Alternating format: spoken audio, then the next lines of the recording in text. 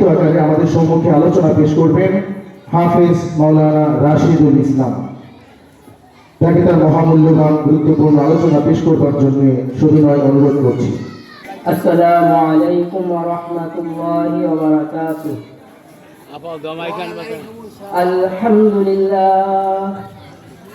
আলহামদুলিল্লাহ ওয়া কাফা সালামুন আলা ইবাদিহিল্লাযীনা ইসতাফা।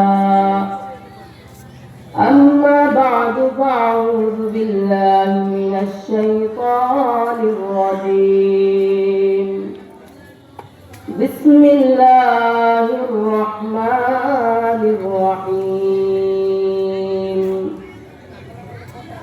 قل هل يستوي الذين يعلمون والذين لا يعلمون إنما يتذكر أولو الألباب.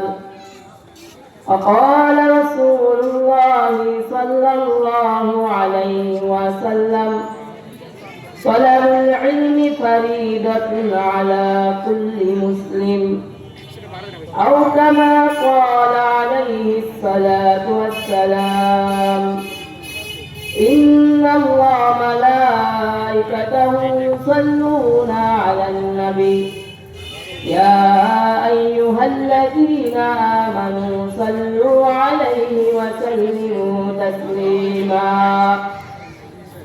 اللهم صل على محمد وعلى آل محمد كما صليت على إبراهيم وعلى آل إبراهيم إنك حميد مجيد. اللهم بارك على محمد وعلى آل محمد كما باركت على إبراهيم وعلى آل إبراهيم إنك حميد مجيد. আলহামদুলিল্লাহ। সুচিয়ার বাংলা দারুল উলুম কওমিয়া হাফিজিয়া মাদ্রাসা উদ্যোগে 14তম ওয়াজ মাহফিলের সম্মানিত প্রধান অতিথি, বিশেষ অতিথি ও সম্মানিত সভাপতি, সম্মেলনে থাকা মুসল্লিয়ান ইকরাম, মুরব্বী বাবারা, যুবক ভাইরা, পর্দার অন্তরালের মা বোনেরা, মহান আল্লাহ পাক রব্বুল আলামিনের দরবারে লাখো কোটি শুকরিয়া যে আল্লাহ পাক রব্বুল আলামিন আপনাকে আমাকে এমন এক মহতী মজলিসে বসার তৌফিক দান করেছে। সেই বিশ্ব মালিক, বিশ্ব প্রতিপালকের দরবারে শুকরিয়া দান করি, বলি আলহামদুলিল্লাহ। আমি আপনাদের সামনে একটি আয়াত পাঠ করেছি এবং একটি হাদিস পাঠ করেছি। ইহার আলোকে সংক্ষিপ্ত আকারে কিছু কথা বলব। হাদিসে আল্লাহ রাসূল সাল্লাল্লাহু আলাইহি ওয়াসাল্লাম বলে, তলাবুল ইলমি ফারিদাতুন আলা কুল্লি মুসলিম। দ্বীনি ইলম শিক্ষা করা প্রত্যেক মুসলমানের উপর ফরজ। আসলে দ্বীনি ইলম এটা শিক্ষা করা প্রত্যেকটা মুসলমানের উপরই ফরজ। এর প্রসঙ্গে আমাদের বর্তমান সমস্যা, আমরা অনেক সময় অভিযোগ করে থাকি এগুলো আমার সন্তান কথা শোনে না, আমাদের সন্তান উল্টাপাল্টা চলে, আমাদের কথা শোনে না, বেয়াদবি করে, এরকম বিভিন্ন ধরনের অভিযোগ আমরা দিয়ে থাকি। আসলে মা বাবার অধিকার সম্পর্কে আমরা অনেক আলোচনা বয়ান শুনছি, কিন্তু মা বাবারও সন্তানের প্রতি অধিকার আছে। সন্তান হইলেই যে তাকে সারাদিন শাসন করবে সেটা না, আবার সারাদিন যে তাকে আদর করবে এটাও না।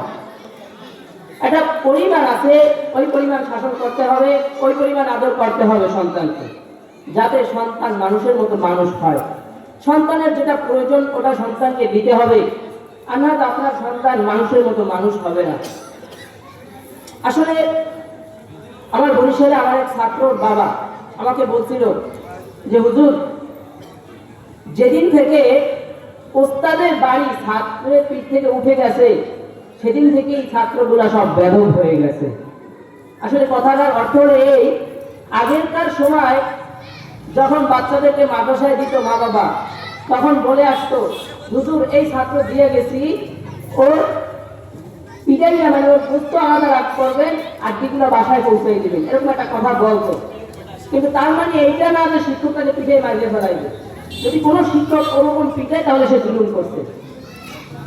কিন্তু আগের সময় গার্জিয়ান অভিভাবকের এই কথা ছিল, কিন্তু বর্তমানে মানে খেয়াল করলে দেখা যাবে যে অধিকাংশ মাদ্রাসায় ছাত্র মানে মানে ওস্তাদের চেয়ে ছাত্র গুরুত্ব বেশি। যখনই ওস্তাদের চেয়ে ছাত্র গুরুত্ব বেশি হয়ে গেছে, ছাত্রকে কিছু বলার কারণে অভিভাবক গিয়ে বলে আমার ছেলেকে মারছেন কেন, আমার ছেলেকে বকা দিচ্ছেন কেন, এই কথাগুলো যখন শুরু হয়ে গেছে তখন থেকেই ছাত্রগুলো সব বেদর হয়ে গেছে। আমরা আমাদের ছোটবেলা দেখছি আমাদের মা বাবা আমাদেরকে নসিহত করতো যে বাইজিদ বোস্তামি একজন অলি ছিল, বাইজিদ বোস্তামি একজন অলি ছিল। তার মা বলছে বাবা পানি খাবো, সারা রাত্র বাইজিদ বোস্তামি দাঁড়ায় গেছে। আমরা সকলেই এটা চাই যে আমাদের সন্তানগুলো পানি হাতে আমাদের সামনে দাঁড়ায় যাবে, কিন্তু আরে বাইজিদ বোস্তামির মা আর বাইজিদ বোস্তামির বাবার ত্যাগের ঘটনা আমরা জানি না। আমরা এতটুকুই জানি যে বাইজিদ বোস্তামি একজন অলি ছিল, সে তার মায়ের জন্য সারা রাত পানি হাতে দাঁড়ায় রয়েছে। সন্তানকে যদি এটা মনে করতে হয়, সন্তানকে যদি এরকম পেতে হয় যে আমার সন্তান আমার জন্য পানি হাতে দাঁড়ায় থাকবে, তাহলে আপনাকেও তো বাইজিদ বোস্তামির মা এবং বাইজিদ বোস্তামির বাবা হতে হবে। আপনাকে যদি আপনি আপনার সন্তানকে আব্দুল কাদের জিলানী বানাতে চান, তাহলে আপনাকেও তো আব্দুল কাদের জিলানীর মা এবং বাবা হতে হবে। সন্তানকে নসিহত করে, জানো আব্দুল কাদের জিলানী তার মায়ের কত আদর্শবান সন্তান। মা বলছে মিথ্যা বলবি না, আদেশ দিয়েছে, আদেশ অমান্য করে নাই, সেই জন্য নিজের পকেট থেকে বের করে স্বর্ণ দিয়ে দিয়েছে ডাকাতকে। কিন্তু ইতিহাস যদি দেখা যায়, আব্দুল কাদের জিলানীর বাবা সামান্য নদীর পাশে একটা ফল খাইয়া কোন জায়গার ফল খাইছে সেই বাগানের মালিক খোঁজ করে তারপর সেটাকে হালাল বানাইতে গেছে। তাহলে যে বাবা একটা পড়ে যাওয়া ফল ক্ষুধার কারণে খেয়ে আবার সেটাকে হালাল বানাইতে যায়, তাহলে তাহলে সেই বাবার সন্তানই তো আব্দুল কাদের জিলানী হবে। আমি ছোট্ট একটা ঘটনা বলে শেষ করে দিব। বাইজিদ বোস্তামি রহমাতুল্লাহ আলাইহি মা বাইজিদ বোস্তামি রহমাতুল্লাহ আলাইহি মানে বাইজিদ বোস্তামি রহমাতুল্লাহ আলাইহিকে যখন শিক্ষাদান করতে পাঠাইছে, তখন বলছে তুমি ওলিয়ে কামেল হয়ে ফেরত আসবা না। কিন্তু যখন সবক দিছে, আর বাইজিদ বোস্তামির উস্তাদকেও বলছে যে যতদিন পর্যন্ত ওলিয়ে কামেল না হবে ততদিন পর্যন্ত ওকে বাড়ি পাঠাবেন না। কিন্তু বাইজিদ বোস্তামির কিছুদিন পরে বাড়ি যাইতে মনে চাইছে। মা গিয়া দরজায় ডাক দিল, মা বাইজিদ বোস্তামি মায়ের কানে গিয়ে দরজায় ডাক দিল, দরজা খুলো। বলে কে? বাইজিদ। বলে না, আমার বাইজিদ ওলিয়ে কামেল না হয়ে ঘরে আসবে না। মা আর দরজা খুলে নাই, সন্তান আসছে দরজা খুলে নাই, শেষ পর্যন্ত বাইজিদ বোস্তামি ফেরত হয়ে চলে গেছে, ওলিয়ে কামেল হয়ে তারপরে ফেরত আসছে। তো আসলে বাইজিদ বোস্তামি যেভাবে পানির হাতে দাঁড়ায় ছিল, ঠিক সেই খেদমত পেতে হলেও বাইজিদ বোস্তামির মা এবং বাইজিদ বোস্তামির বাবার মতো সন্তানকে ত্যাগ করতে হবে।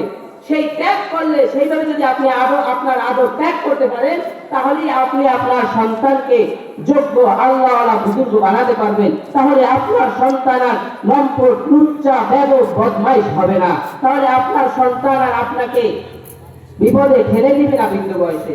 এই জন্য সন্তানকে আদর্শবান বানাতে হলেও আগে সেই রকম নিজেকেও ত্যাগ করতে হবে।